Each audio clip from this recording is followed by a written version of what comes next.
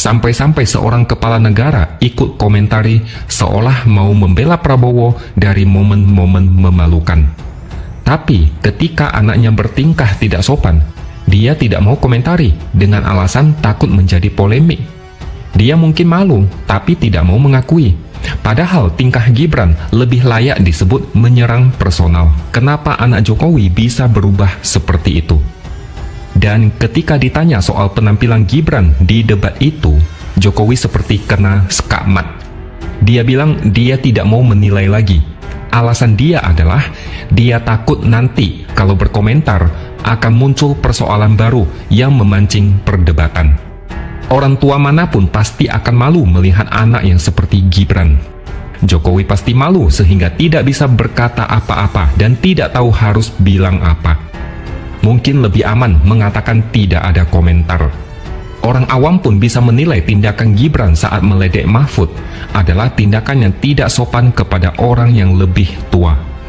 Seperti dikatakan Yeni Wahid, seharusnya debat adalah ajang bagi para pemirsa di seluruh Indonesia untuk melihat apa isi kepala paslon berkaitan dengan kebijakan, berkaitan dengan regulasi, berkaitan dengan apa yang akan mereka usung ketika nanti menjabat sebagai presiden dan wakil presiden.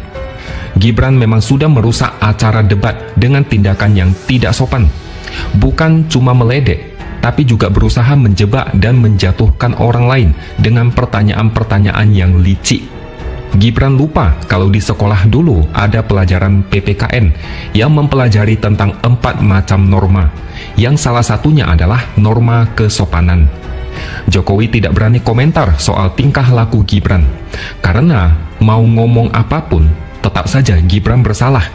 Tidak ada alasan apapun yang membenarkan sikap Gibran yang meledek Mahfud dengan gaya seperti mencari sesuatu.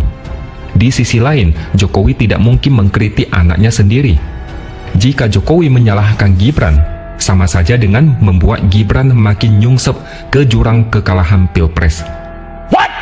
Indonesia tanah air beta, pusaka abadi nan jaya. Tapi lucunya, di debat antar capres sebelumnya, Jokowi malah komentari soal debat yang katanya menyerang personal. Kata dia, debat saat itu tidak edukatif, bahkan dia meminta agar format debat diubah. Padahal menurut saya, sama sekali tidak ada penyerangan secara personal.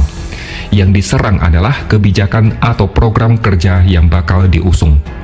Yang paling telak adalah ketika Prabowo diberi nilai hancur terkait kinerjanya sebagai Menteri Pertahanan.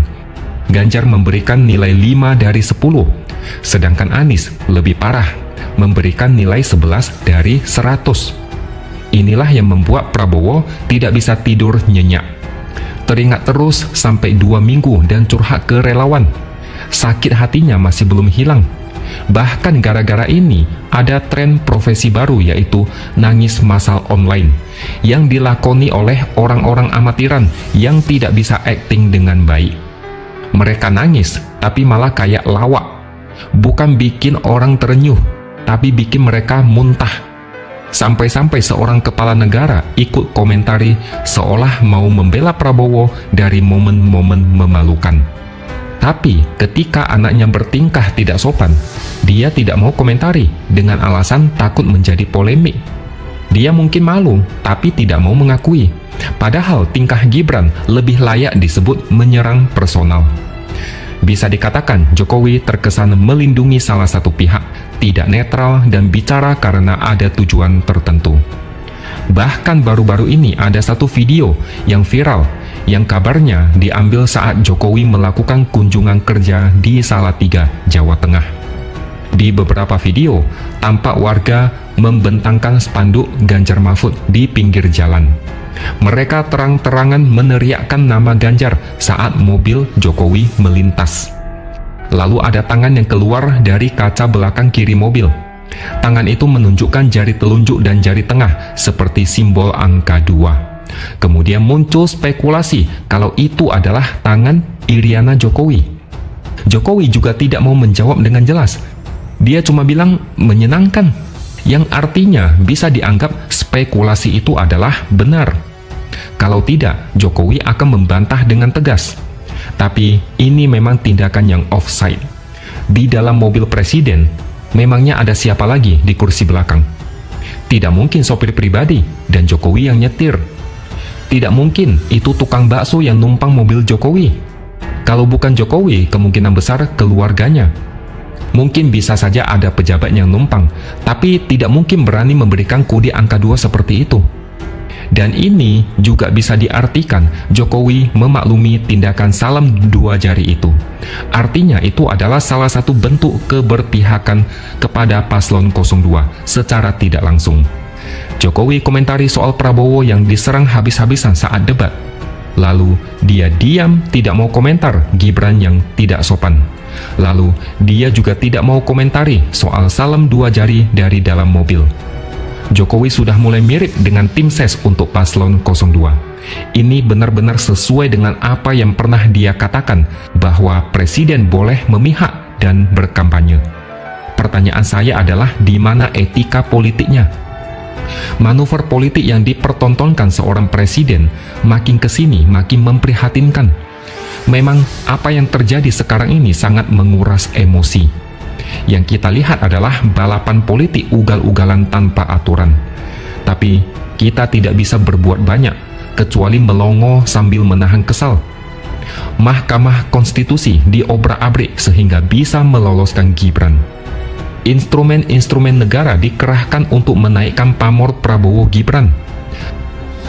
Presiden Joko Widodo atau Jokowi enggan memberikan penilaian gaya debat putranya, sekaligus Cawapres nomor urut 2, Gibran Raka Buming Raka.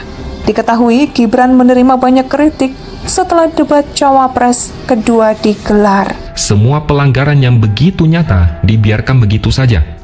Bawaslu seperti ketakutan dan segan menindak tegas. Presidennya sibuk keliling sana-sini untuk menebar bansos dan bantuan lain. Kubu pendukung paslon lain sering kena ancaman dan intimidasi. Tapi kita hanya bisa melihat semua itu sambil geleng-geleng kepala. Tapi kebenaran selalu menemukan jalan. Rakyat muak. Rakyat melawan dengan cara meneriakkan nama Ganjar di depan Jokowi. Mereka yang dulu setia mengawal Jokowi sampai menjadi presiden 2 periode, pelan-pelan mundur dan melawan balik. Saya sempat mendengar kabar bahwasannya Jokowi sebagai presiden akan turun gunung, cawe-cawe lebih terang-terangan. Tanda-tandanya sudah mulai nampak.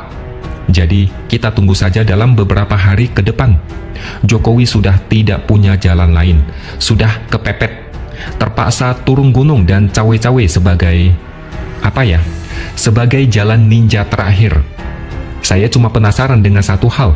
Apakah Jokowi pernah bertanya-tanya kenapa di survei tingkat kepuasan dia sangat tinggi, tapi di lapangan rakyat malah menjauh? Ini sebenarnya Jokowi mainnya sudah terlalu jauh. Lupa waktu dan lupa kembali ke tempat asal. Dan sekarang tidak ada lagi yang percaya dengan omongan dia. Indonesia sejak dulu kala tetap dipuja-puja bangsa.